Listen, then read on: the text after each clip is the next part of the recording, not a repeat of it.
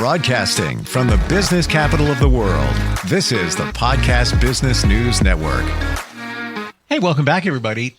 We know that stress typically is not a good thing for our bodies. It's been well documented. Research has been done how stress can cause disease, illness, challenges. But is there good stress? The word stress just sounds like a bad word.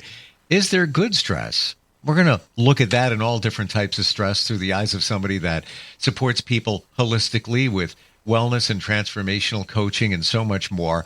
And she runs deep, all different areas, right down to nutrition. She's back with us. Candy Foster joins us on the program. How is it going today with you? Great. How are you today, Steve? A little stressed. I don't know where you are, but we have sun today. That's made me a lot less stressed. Well, you're up there in New Hampshire, right?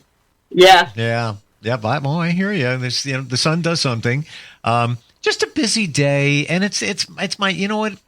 It's self-imposed stress because I have certain things that I want to get done and off my plate, and I'm just outside of doing podcasts, just things that are floating out there. Just want to get them done and moving on.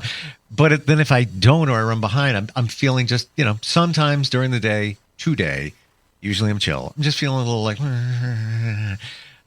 it's self-imposed. And certainly can be reduced. I got it. Is there actually good stress? There is. And, it's like because we do associate the word with it's bad. Yeah. Right? But there is a thing called hormetic stress. And that is those kind of stressors, those little bit of stressors that we put on our body to help it grow and get better. Like we go to the gym, we lift weights, we're actually tearing muscle tissue when we lift weights, but that helps us grow, right? Same as maybe going to a sauna. We're sweating really hard, but that's detoxifying us, creating a hormetic stress for us to grow and feel better. Let's see. Cold plunges are a big thing right now. Mm-hmm. Everybody's getting a tub to put in their backyard, and yep. I haven't done that yet, but I have resorted to at the end of the shower after a workout, turning the shower over onto cold and just trying to breathe well, But those are forms of good stressors that we can put on our bodies to help them improve and adapt. Whereas the chronic stress that we're all used to, day in and day out, doesn't help us. Cold plunge, that I just want to address that just for a moment. Never did it. Even the charity plunges, like the polar plunge. Always wanted to, but a part of me says, is that right for you? Meaning me, everybody's different. It is going to be a shock to the body. Do I want that shock? Is it okay? And I guess it's very individual. Digression for just a moment. The cold shower. So I'm in a men's group, and this is like almost a year ago. There was a assignment. Go home and take a 2-minute cold shower. This is what you need to do. Go do it. So a week later, we come back, we get together, and the question was, all right, who took the cold shower? Some did, some didn't, some put a toe in, some got out. We needed to be honest, but it's thought, and here was the aha. The way you approach the cold shower is how you approach many things in your life. Whether you just jump in, you put a toe in, you spend a couple of seconds and then you get out, or you don't do it at all. Just a digression. It's kind of made me think about the cold shower thing. I've actually had someone, a teacher of some point say how you do anything is how you do everything. Mm. That's the thing that made me start making my bed in the morning. There is something about that too. I don't do it, but I know what it feels like when you come home. Let's say you do it once a month. The psychological feeling of like everything's in its place. This feels good. Or, I have somebody clean my place like once every 6 weeks. All the stuff I don't want to do, like shower doors and things like that. They take care of it, but they'll make the bed, and it's like, Wow, that feels good. You forget what it feels like until you have Right. that organization. How do you know if these, how do you say it again? Hormetic stressors. Okay. How do you know they're good for you? For example, the cold plunge. You're wrestling in, should I do it? Is it bad? Shock to the body? How do you identify whether you should do it or not? I usually say to, ease your way in. Fasting is a hormetic stress. We don't have somebody start with a 3-day fast, right? We start with, push your breakfast back an hour. In a few days, push it back another hour. Ease your way in. I'll be honest, I've never done a full-on plunge. I'm like, okay, we did a workout today. Okay, turn the shower to cold. Suck it up. That's as far as I've gone. So it's like easing your way in is usually the best way. And then you're not going to have, such a shock to the system that you could have a problem, right? And a side note, assuming that you're healthy, for example, I had full heart workup in the last year. I don't think I've ever done it. And identified, yeah, we're all good. We're all good. Prior to that, I'd be like, I don't know what's going to happen if I get in that cold water. Now I'm like a little bit better with it. But bottom line here is make sure that you're healthy for things like that before you even, consider them. Absolutely. Yeah. Some of the other stress I would imagine is good for you. Like, for example, let's say you need to give a presentation in front of a lot of people. Public speaking, stressful. But that stress can push you forward and either, keep you on your toes, get you excited about it. So there are many ways I can see that stress can support. Absolutely. And getting you out of your comfort zone is that's the best way to move forward, right? I've not always said, I know one of my coaches once said to me, and I may have mentioned this, a book called Eat That Frog. Short little book, but made me start to notice those things that I was procrastinating on, because those were the things that are most likely to move you forward. They're going to take you out of your comfort zone and you're going to progress. So that's initially what made me do the cold shower, because it's like, okay, get out of your comfort zone, do something different, change things up, right? What's the difference between stress and anxiety? Anxiety, that's probably out of my realm more than, true anxiety. We've got so much of it in our society now. And I think some of it is caused by our food supply, and we've talked about that in the last few weeks too. But stress, we can create some of its mindset, some of it's not. It's like chemical, it's like our food is always my first place to go, but food and mindset are, it's food and lifestyle is where we go. True stress is our cortisol. Cortisol is triggered and our body sends out that you've got to run kind of thing, right? But in our world, we don't run anymore. We're not being chased by tigers. We're sitting at our desk, keyboarding away and getting more and more stressed. And so we're not burning off that cortisol. So it's like we're not breaking down that hormone like it's designed to be used. Candy, it looks clearer now. You could get stressed out and cave people time. You could have stress, whatever it is, you burn it off quick. You mitigate it, whereby now a stressful situation. Oh my gosh, all right, I'm going to sit down and start, working at my desk here. I'm not doing anything, but the chemicals are still there. There's nothing, nothing to deplete it. When you look at the public speaking thing, it looks like stress, but is it also anxiety that is happening to you, when you're, kind of frazzled? I got to go do this. I got to do this. Oh, for sure. Could be. Yeah.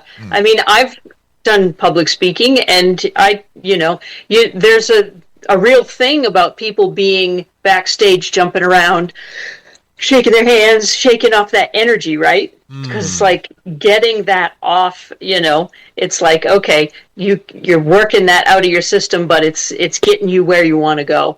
It can be an anxiety, like, oh, all of these people, right? What if I screw up? All the what ifs come out. And that's just one example, but I just got a crystal clear picture of an athlete before a game. You see football players and they're just like, I think they're warming up. They're may not be. Right. And a lot of, if you went in interviews with sports people, they are always like, when the day I'm not nervous before a game is the day I stop playing, right? So they know that. They can relate to that. How about some other thoughts about stress that maybe we're talking about good and bad stress, but just in general, I'm learning from you the cortisol burn off. Never even thought of that. No and that's a great tool when you notice that your day's getting stressful. It's like, okay, we're going for a walk at lunch today because we got to work this off. Another tool we can do when we do that is moving, but when you get outside, kind of scan the horizon, scan back and forth. It's kind of a neurological thing, but that's what we're scanning for danger, right? And don't wear your sunglasses because the sunlight, it's just things that are embedded in our genes from caveman times. So getting out, moving, scan your situation is naturally what you would do if you were being chased by a tiger. I want to make sure I heard that right. You said to support stress, to scan the horizon, just find a horizon and just do a look to left and right? Yep. Just keep just as you're walking, enjoying whatever the weather is, hopefully nice. Wow. But scanning back and forth, it really is, it's like what you would do if you were being chased by someone. You're looking like all around you to scope out all the danger or your way out or whatever. Fascinating. And it makes sense totally when you think about what's in us from evolution. Why does stress even exist? Well, it goes back to the beginning of time where there was fright, flight, or freeze. The pterodactyl is swooping down, or the tiger is lurking, and now you're but back then they burned it off right away. Yeah. Wow. I'm going to try that when I feel a little bit of stress. It's pretty cool. You know what? At the very least, it takes your mind off of the situation at hand. Interesting. Same thing like breathing. Those 3 deep breaths. Yep. All the tools that we have, deep breathing, meditation, getting out in nature, moving our bodies. There's so many tools that we have that don't cost us anything that we can utilize to feel better, whether it is stress, whether it's anxiety. Sure. They say, at the very minimal thing, if you've got anxiety, if you can get up and move, it's going to help. Yep. Not necessarily a cure, but it's going to help you because you just have to do something. Well, so many people say, I go to work out, I feel so much better. I was stressed out. Now I'm like, I'm better because now I see why you had the buildup of cortisol that is just stuck in your body. Tell us about that, cortisol. Yeah, I hear lots of things about it. Any kind of insight? That is our stress hormone. Anytime we're stressed at all, and I think most people don't realize how stressed they are these days. I mean, I have so many clients say, how's your stress? No more than usual, same as it always is, but it's been that way for years, right? So, but being able to recognize that, this stress isn't helping me in my life. And if we are doing that, sitting in front of, our computer and not moving when we're feeling that stress, that's where all our belly fat comes from. That's where it's stored, is right in the belly, because that's an easy place for our body to go get it when we're in those emergency situations. The problem is we don't ever go back to it because We don't ever go back to burn it because we aren't really doing what evolution said, right? We aren't burning it. We aren't moving and going. So I'm glad you went there. I was hoping you would about the belly fat. So let's say you dealt with stressful situations for a period of time. Gain weight. What's going on? I don't know why did I gain weight? I'm working out. It's not going anywhere. Let's say you mitigated the stress. Everything's cool now. You figured out what's going on there. Still got the belly fat. But this belly fat's still hanging out here. Yes. What do you do in that situation where you're pretty much confirmed that, let's say it was a change of life, but the change of life was kind of stressful. And of course you were eating a little bit more, drinking a little bit more, whatever it might be, but there was stress involved. All of those converged around your midsection. Yes. Now what? Yeah. Oftentimes, I do work with fasting a lot. Fasting is very helpful with that. Sometimes when people are finding they're stuck, they're hitting that wall, a longer fast will help them get into that. It's like get into that fast, 24, 36 hours. But those aren't something you jump into, from I've never fasted to I'm going to do a 3-day water fast. It's, we ease into those things. And because we want to, again, back to hormetic stress, do just a little bit. That's because if you go from nothing to 36 hours or 72 hours, that's not hormetic stress anymore, right? That's a big stress on your body because you've never done it. So it's really easing into it, just like we were talking about, dipping your toe into that freezing cold water. So I never thought of it this way. Fasting is stress. Yeah, fasting is a hormetic stress. But we want to play with it. We want to ease into it, and change it up. Because just like if you're at the gym and you do the same workout every day, at a certain point, you're not going to have any progress. So if you do the same fast every day for your entire life, you're not going to have any gains after a while. So we need to change it up. Almost like you need a shock to the body. Yep. And a good shock. So we talked about fasting previously. And even if it's just skip the breakfast, if you count the hours, you're essentially doing, maybe 16 to 17, 18-hour fast. If your meal was at dinner time and now your next meal is at lunchtime, in your opinion and experience and what you've seen, fasting, scale of 1 to 10, 10 being everybody should be doing it. It definitely is a great thing. It will support you, shock to the body, whatever it might be. Scale of 1 to 10, where would you put it? I do feel a 10, everybody should be doing some sort of fasting. And I know if I see that look. Because I know you're right. I know you're right. And I just didn't want to hear it. And I knew it was coming. And on the back end, it's not really that hard. Once you get in, first couple of days of skipping breakfast, if that's your routine, hey, some people don't even eat breakfast. Good for them. Not me. Yep. My first thing I do is, and I actually start doing a little bit of work while I'm eating my breakfast, something, small. But that, you just backed it up that it's time to get on the fasting train. Yeah. Well, you go back going back to those caveman days, they didn't have breakfast in the morning every morning when they woke up. They had to go find it, and some days they didn't find it. And so our bodies are built to go through, have times of like, oh, there isn't anything right now. But when we got it, we're going to utilize it. And it's like two different parts of our, we say my metabolism's slow. It's like two engines versus one.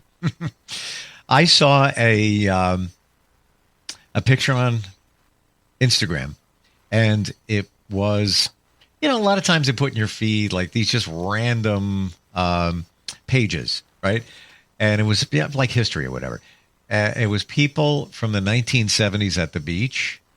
And the point was everybody was thin, meaning our food supply is just making us heavy. And I actually, while I'm eating breakfast, of course I'm doing this, I'm not even kidding. And I'm looking at like, wait, let's just see what's going on here. I looked, I'm thinking, is this AI generated? I don't think it was. And I'm actually going to Google pictures of people at the beach from the 1970s and see, but everybody in this picture, I'm like, I don't see anybody with, little bit of, extra padding on their belly section. Yep. It's crazy. It's our food. Yeah, it's all the processed stuff that's got chemicals that are gooping up our cells. And yeah, that's a good way to put that, gooping up our cells. Yeah. But that's what causes dis-ease in our bodies. It's like they can't function like they're supposed to. I find it's so challenging to eat right. You really need to set the intention, make time for it. My daughter, I have an older daughter, and she's doing this. And I said, can you just text me what you're doing? And she sent a whole bunch of different ideas. She meal preps on Sunday, gets it all done.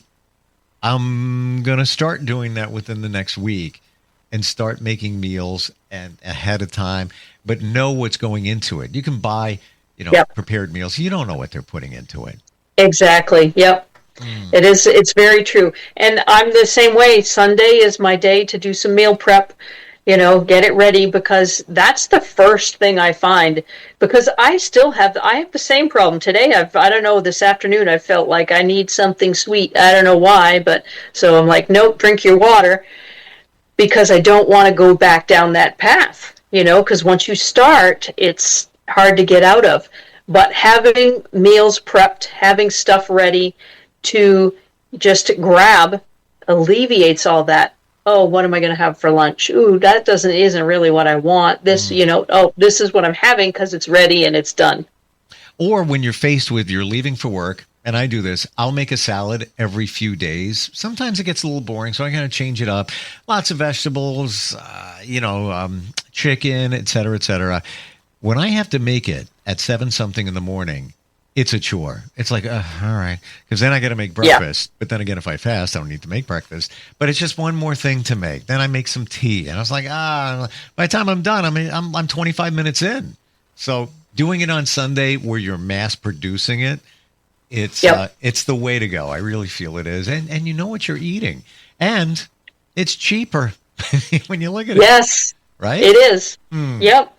That's another thing. Everything's pretty expensive in the grocery stores right now. And that's another thing. If you skip a meal, grocery bills are a little less. For sure. I had this for breakfast. Somebody told me about it. I know we're talking about not doing breakfast, depending on your fast. Oatmeal, Greek yogurt, and then something sweet. So it'd be a little agave, could be a little light maple syrup, very little bit, just a little bit in there. Today I put bananas on it. I have it every once a week or whatever. Good or bad? What do you think? Oatmeal, we've got such a thing embedded in our minds that oatmeal is so good for us, but it is one of those things that will spike our blood sugar levels. So it's good that you're combining with that Greek yogurt, because it's going to have some protein with it. Yes. But it, definitely, keeping track of our blood sugar levels can be helpful to see because everybody's different again. Yeah. We keep saying this, certain things will trigger somebody's blood sugar where it won't trigger somebody else's. So, but oatmeal's known for being a pretty good blood sugar spiker sometimes. It's all carbs.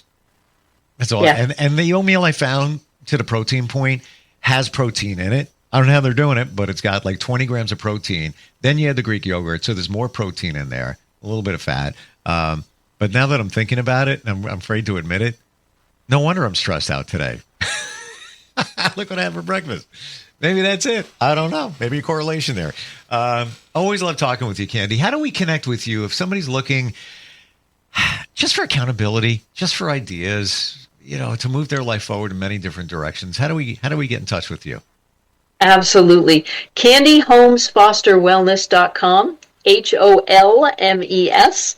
And I actually do a free consultation, and you get on that first page, and you can book a free consultation, because to have a coach, you have to have a connection. Yeah. So that's what that's all about, is finding that connection. And if it isn't there, then we can find somebody better for you. Candy is good for you. Yes. Never thought I'd say that, but it's now the truth. Thanks so much. I know. I say I'm the only one you can have. Yep. Thanks so much for being here today. Really appreciate it.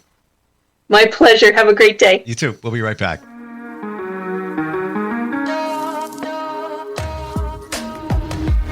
Broadcasting from the business capital of the world, this is the Podcast Business News Network. Let's go inside the mind of a 10-year-old. I should have worn those earrings today. I like those earrings. Gabby has those awesome earrings. I need to ask her where she got those, but that's just what she would want me to do. I'll have Michaela ask her for me. Buckle up, Sarah. Yeah, but then Michaela will be like, why don't you just ask her yourself? That's just like Michaela. Sarah, buckle up. Michaela's such a great name. I wish I was called Michaela. There's like a dozen Sarahs in my class. Hey, we're not hitting the road until you buckle up, honey. Oh yeah, seatbelt. I forget sometimes because my brain is like busy, you know? I wonder if there's pizza at school today. Sometimes it can be tough to get through to your kids, but it's not impossible. Always make sure they're wearing their seatbelts, even on short drives. Remember, you have the keys, you have the power. Never give up until they buckle up. A message from the National Highway Traffic Safety Administration and the Ad Council. Visit safercar.gov/kidsbuckleup for more information.